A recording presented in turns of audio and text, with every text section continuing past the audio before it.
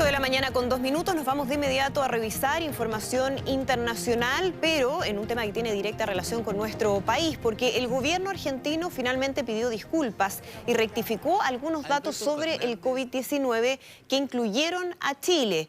Todo esto luego de que el embajador de nuestro país en Argentina, Nicolás Monkever, afirmara que había un error en las cifras entregadas por el presidente Alberto Fernández sobre el coronavirus. Fue entonces cuando el gobierno trasandino pidió disculpas y rectificó los datos. Aquí lo que ha hecho el presidente Alberto Fernández, como viene haciendo durante todo este tiempo, es entregar cifras comparativas de lo que está haciendo su país y cuáles son los resultados con otros países de la región. En ese sentido, mostró un gráfico donde Chile aparecía como el país con mayor número de víctimas fatales después de Estados Unidos.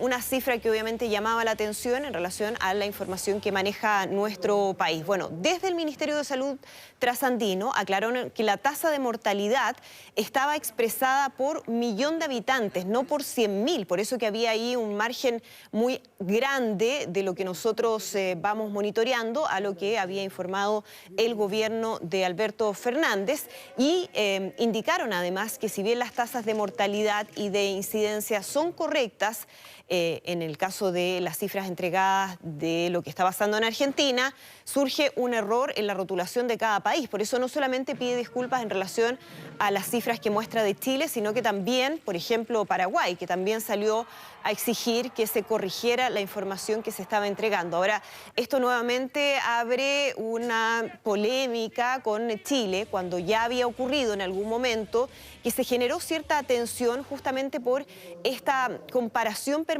que se hace en los resultados que están teniendo ambos países. Algunos consideran que no es adecuado, que no ayuda mucho porque se establece una especie de competencia en una situación en la que obviamente no se presta para eso. Así que es la última información que llega desde la Casa Rosada, donde dicen que ellos están dispuestos a asumir el error, pero que jamás van a avalar una mentira.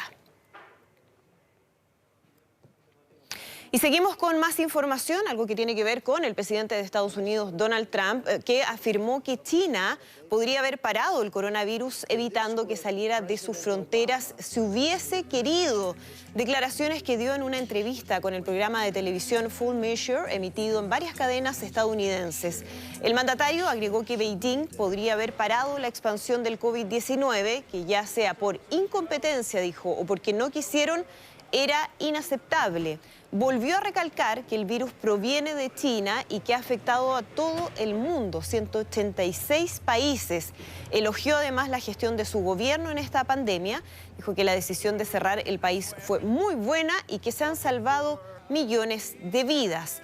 ¿Qué pasa en Estados Unidos? En Estados Unidos actualmente hay 1.635.192 casos confirmados de coronavirus. Es por lejos el primero en el listado mundial, muy por sobre la peor situación que tuvieron los países europeos, mientras que las muertes alcanzan ya casi las 100.000, 97.495, según los datos recopilados por la Universidad Johns Hopkins. Pero ha habido permanentemente ahí acusaciones cruzadas de parte del gobierno de Donald Trump con el gobierno chino de Xi Jinping, de quién tiene la responsabilidad, de cuáles habrían sido las circunstancias en las que se originó este nuevo coronavirus y las acusaciones de Donald Trump permanente a que el gobierno chino ocultó información y no hizo todo lo posible para frenarlo. Incluso más allá, ha tenido permanentes problemas con la Organización Mundial de la Salud porque el gobierno de Donald Trump insiste también que la OMS ha tomado partido por China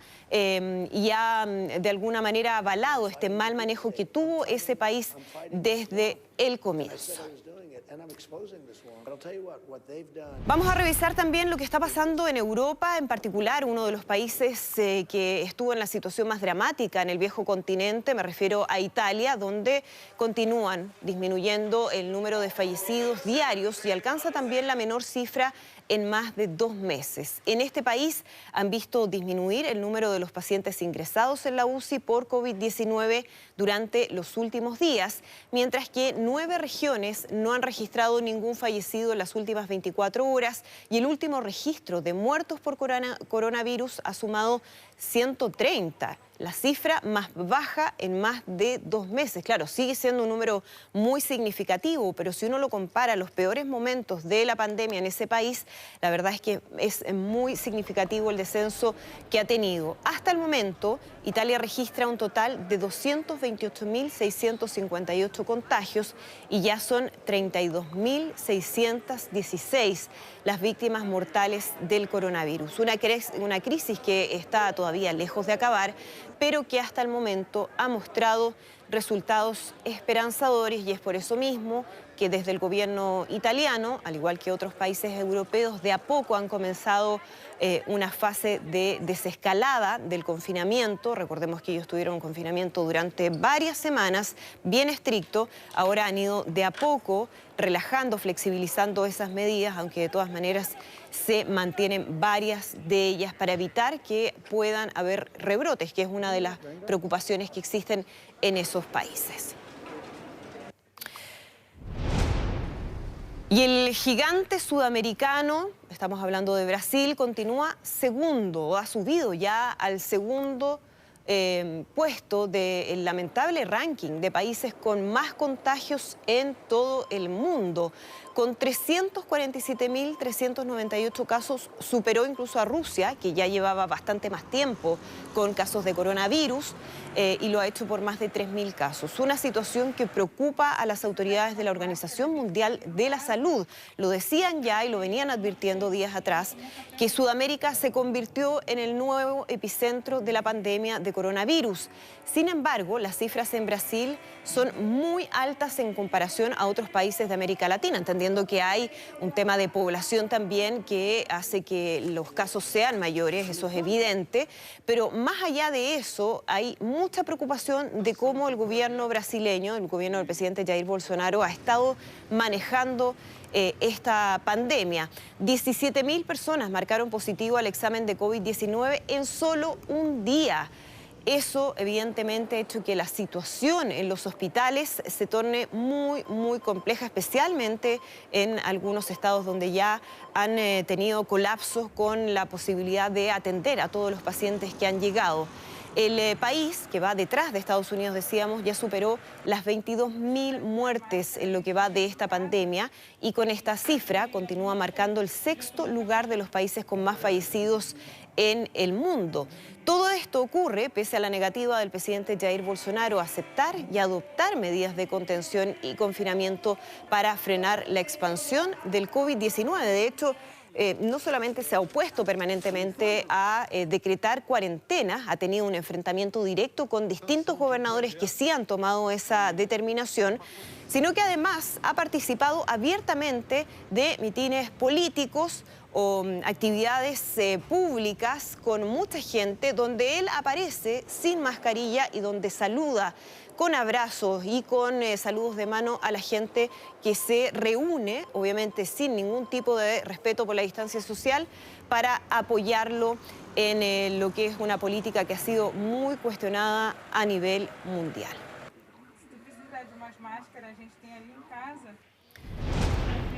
Vamos a otro país que también ha tenido varias complicaciones en las últimas semanas. El gobierno mexicano especialmente ha tenido que salir a dar explicaciones luego de que el país superara la barrera diaria de los 3.000 casos de contagio, un aumento récord en esa nación, lo que eleva la cifra total de contagios a más de 65.000 personas. Pese a que el presidente Andrés Manuel López Obrador se manifestó optimista, según el último informe entregado por la Secretaría de Salud mexicana, el país superó las 7.000 muertes por COVID-19.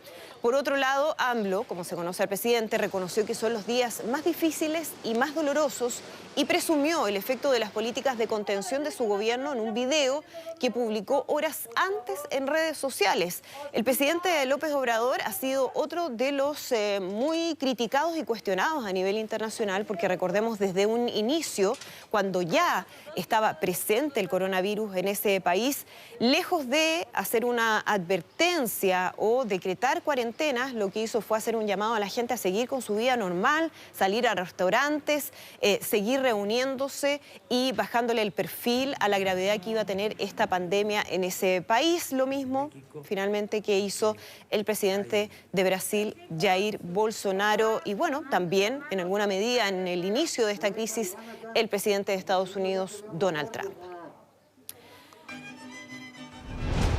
Volvemos a Europa, lo que está pasando con los restaurantes y bares en Barcelona que abrieron sus terrazas este lunes. Esto mientras España trata de aliviar algunas de las medidas de bloqueo más estrictas en Europa, en su capital y en su segunda ciudad.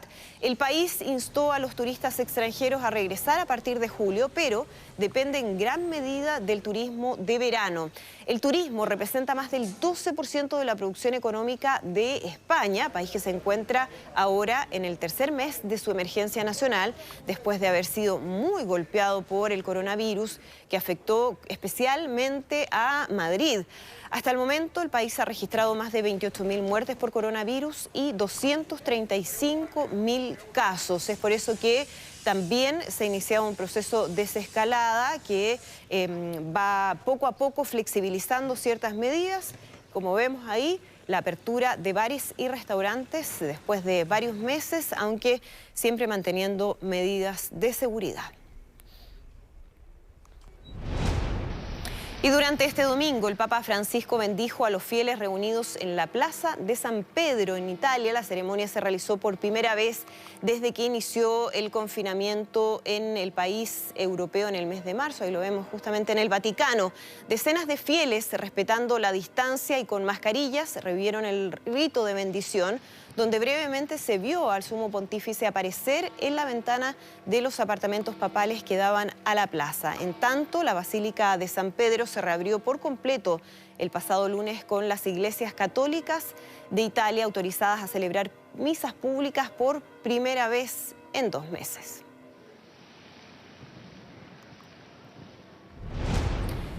Y en un café de Corea del Sur trabaja un barista muy cortés y rápido, pero que no es humano. Se trata de un camarero robot que además aconseja a sus clientes. Un sistema inteligente que utiliza un brazo robótico para hacer café y un robot de servicio que puede hacer 60 tipos diferentes de café y que sirve las bebidas a los clientes en sus asientos.